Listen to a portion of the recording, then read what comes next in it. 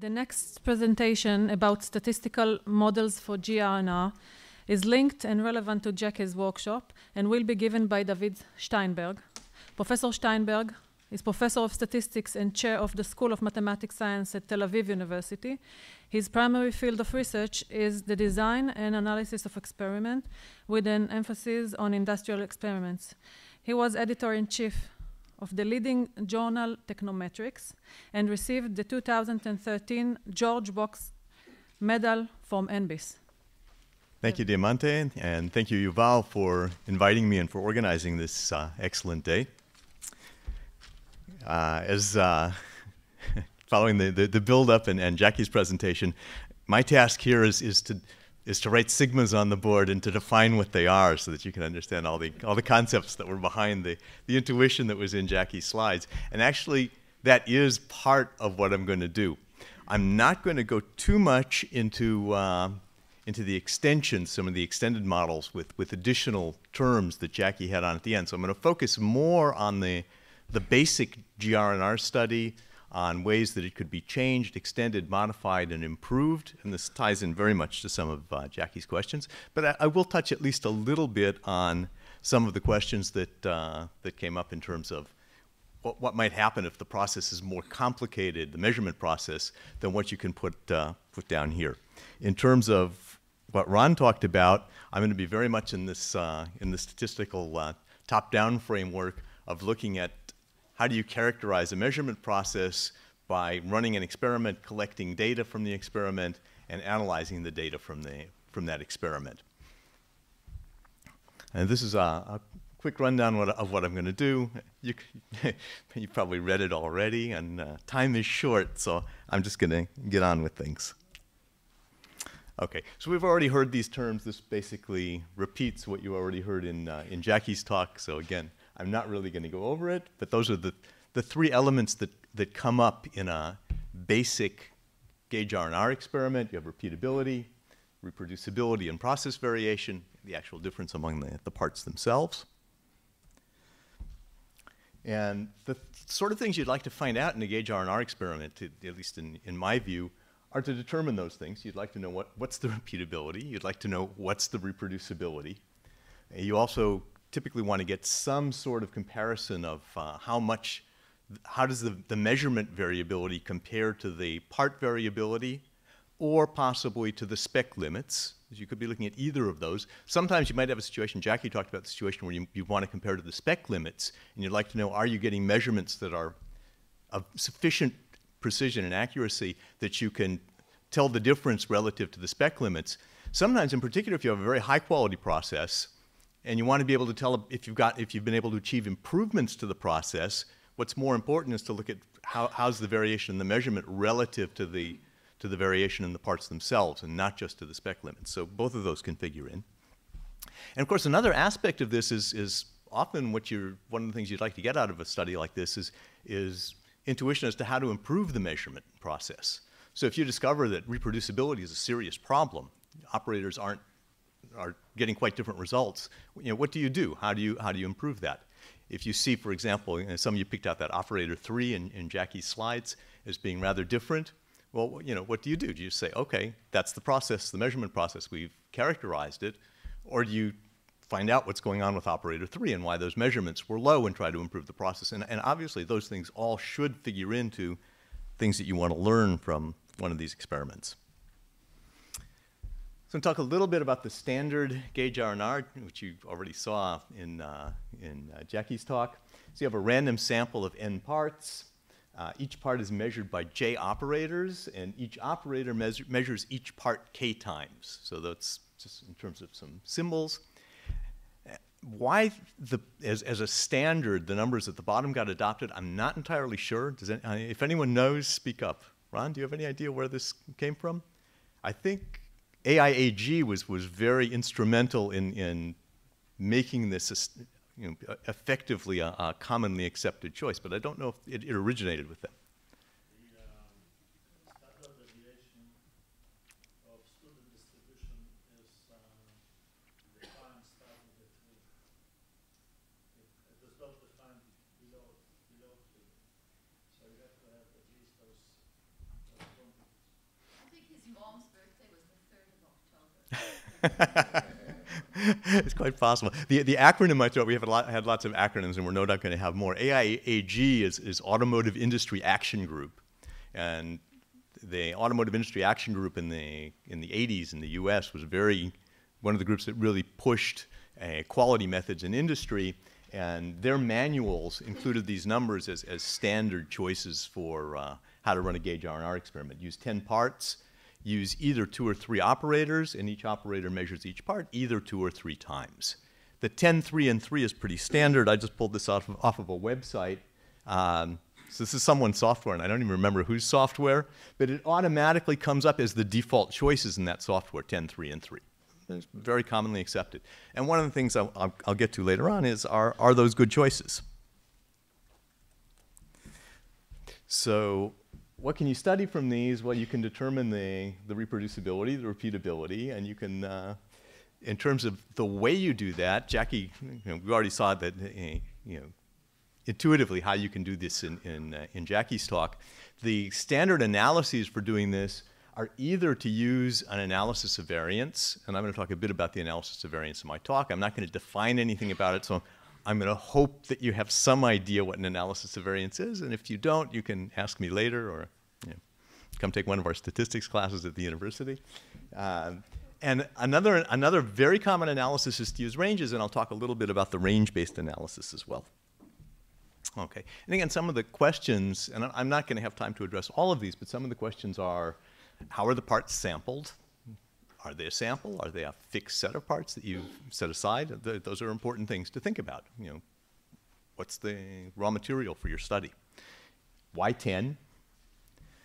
What about the operators? Do you have a lot of operators and you've taken a sample of the operators? Maybe you have all the operators. So when Jackie was talking about her example earlier of having the one operator, maybe that's the only operator. Okay? So the fact that you're losing reproducibility, maybe there is no reproducibility because there's only one person anyway.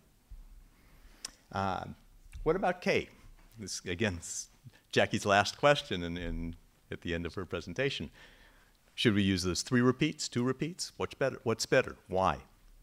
And should we even measure all the parts at the same time, at the same number of times? Who decided this? Is it good? Just to give a quick example and a little bit of insight, so these are some data from a quality engineering paper by Tsai in 1988. You don't really have to worry about this too much, except that they're looking at physical measurements on an injection molded part. The specs are 685 millimeters plus or minus half a millimeter, so that's what the production goal is. The data themselves were given as the difference between this and the measurement in 685, the target value, and the units are 1/1000th of a millimeter. Okay, I'm not going to show you the actual data. We had a chance to look at quite a bit of data in Jackie's presentation, so I decided I'm just going to toss up the results of the analysis of variance. And analysis of variance, remember you have this cross design. You have each part being measured by each operator several times. Okay, and as a result, when you do the analysis of variance, you can break down the difference in the different measurements to differences that are due to differences among the parts. One part is slightly different size than another. Differences among the operators, different operators, like that operator 3. One operator might give slightly lower readings than another. There's also a potential for a parts by operator interaction. Parts by operator interaction would mean the following. It would mean that when you look at the differences between the operators, they're not consistent. So operator 3 might be lower on most of the parts than operators 1 and 2, but on a couple of the parts, that operator was higher. Okay, why? Well, again, that's something that might be fuel for an improvement study. How are you going to improve the measurement process? But that's what's there in that interaction term. And I'm going to include that. A lot of times when GR and R studies are analyzed, it's just kind of assumed away that you don't really have to worry about interaction. Okay? There's differences among parts, there's differences among operators, but this idea that the differences among the operators aren't going to be consistent across parts is just assumed away. It's assumed that that doesn't happen. Okay? Well, I'm not going to assume it away. I'm going to keep it in. And then what you get, and this is the interesting part, what's going to be the interesting part for the analysis, is these mean squares at the end. And again, if you're not familiar with the analysis of variance, I'm not going to try to explain what those are, but I'm going to tell you how they're used in order to get at those different components of variation that we're interested in. Now, here's the statistical model that sort of sits behind that experiment, which I hope is not totally illegible for those of you in the top row. Can you see this and read it, those in the top row? Okay, I'm getting a couple of positive nods. This is good. Okay, so what we have here is yijk. This is a measurement. I'm using I to indicate part, J to indicate operator, and K is a repeat measurement by an operator. And what we have here is there's actually a mean part size. This is a sort of the mean across a whole sample of parts. The alphas are part-to-part variation. Betas are the fixed effects of the operators, how much one operator tends to be high or low in measurements. This is this interaction, and then there's the repeatability variation. That's the epsilon. So that alpha beta might be assumed just not to be there. An interesting question here is whether or not you actually know the size of the part to begin with. This relates to one of the comments that Morris Cox made earlier. Are you measuring, for example, known standards? You're taking known parts where you know the value of what it is you're trying to measure and comparing to that. This model assumes that's not the case. You just pulled parts off production. You don't know what their actual value is. Okay? And to each of those components is associated a variance term. So you have that sigma squared p, that's variation from one part to another. That's the production variation. Sigma squared O is the operator variation. That's how much the operators tend to be different from one another. The part by operator interactions, that's sigma squared PO. So that's how important is that inconsistency among the operators as you go from one part to another in terms of contributing variation to the measurements. And then I just put a sigma squared on the repeatability. That's the final term. So there are all those sigmas that, or at least some of them that Jackie was talking about. Okay, the reproducibility is everything associated with operators, and that actually includes both the interoperator variation and the interaction term if you haven't assumed it away. The repeatability is that sigma squared. The gauge R R, that's the total variance associated with measurement as a process, is the sum of those three. And the sigma R and R is the square root of those. Okay, so there we have sigma R and R from Jackie's slides.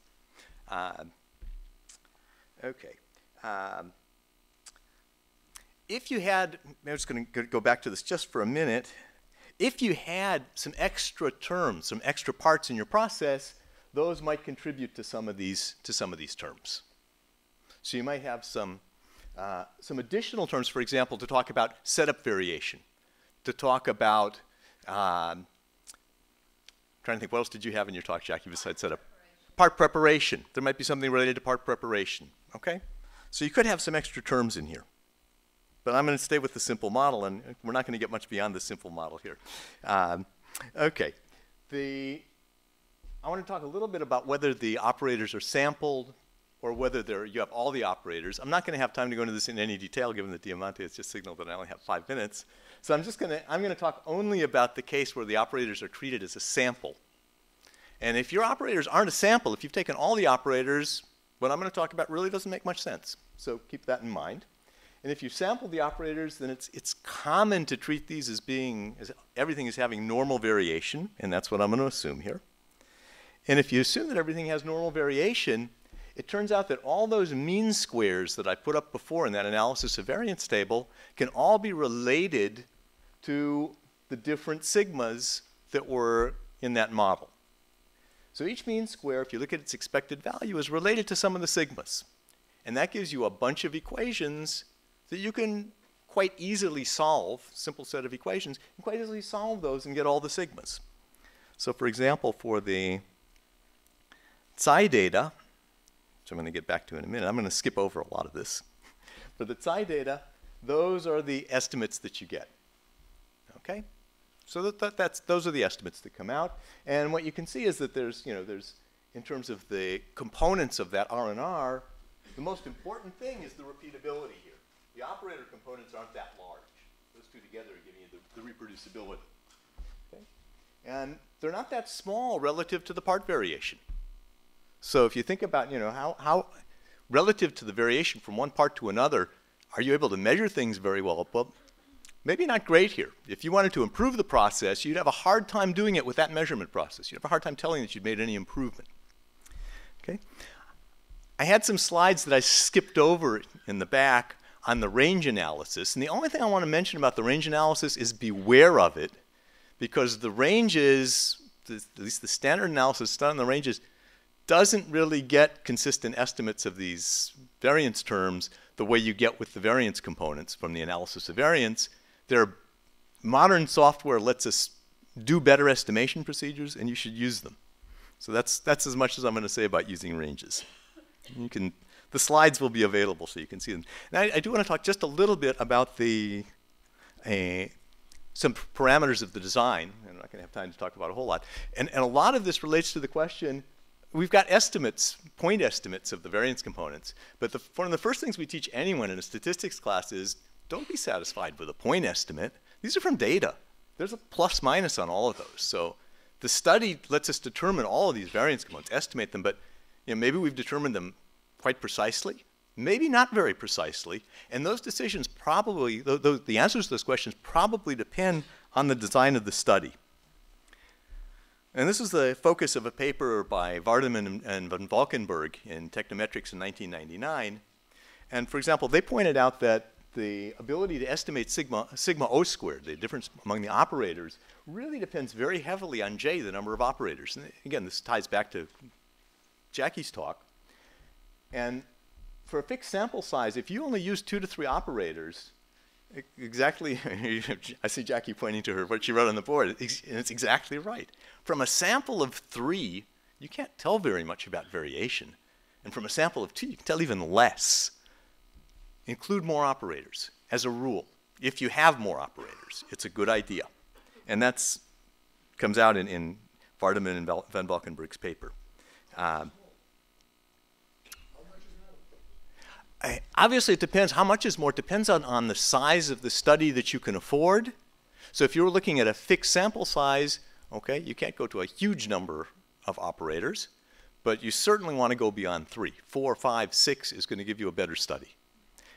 Where can you save money? And this, again, goes back to Jackie's last question. The number of repeats is usually excessive. Usually 2 repeats is quite enough.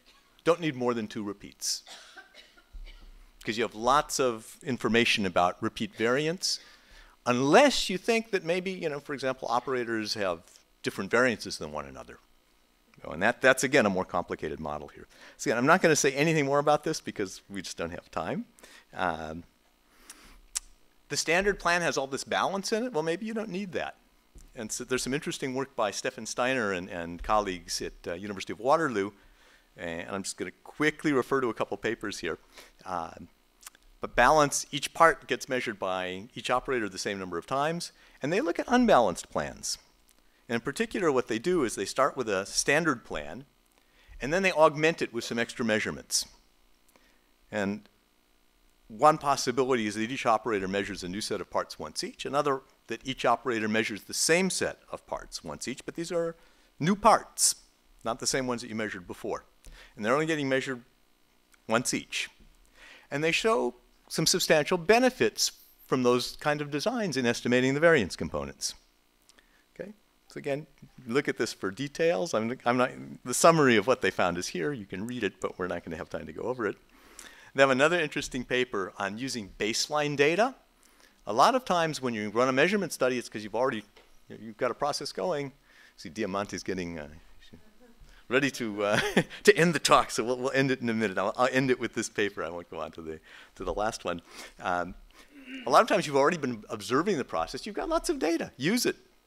And you can use that data that you have from the online process monitoring in the measurement study. Okay, and it really is related to those other plans. And they have another idea called leveraged plans, which is very useful. And so I'm going to skip through the summary. Don't use these plans blindly. Don't just, you pull down that software and say, okay, well, that's it. That's what they're recommending. That's what I'm going to do. Think about what you're doing. Goes back to one of Ron's comments. Think about what are the goals. Be wary of range-based estimates, and again, watch to see what you want to do and adapt the study accordingly. Thank you. I definitely agree. I mean, certainly, as in what Jackie presented, you can have setup steps.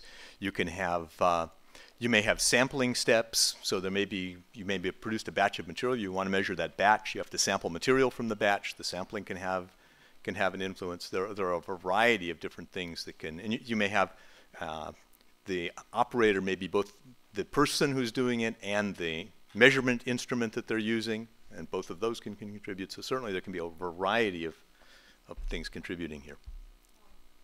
In solving the set of equations to provide variance estimates, what is the current thinking on negative estimates, particularly bearing in mind your comment on the point estimates and the plus or minus business? Okay, the question was, when you solve those equations, there's no guarantee that you get positive sigma squareds. And for a square to be negative, of course, does cause some concern. At least what I'm familiar with, and I don't necessarily want to say that this is, everyone takes this view, or that this is absolutely the current state of the art, is that people tend to zero out anything that comes out negative. So they'll take whatever. If the number comes out positive, that's what they'll take as the estimate. If they get a negative answer, then they'll assume that variance component simply doesn't exist and it's zero, but not that it's negative. There are some situations where you can imagine why some things might actually show a little bit less variability. So I mean, than you would expect from things that are being added together, like in my model.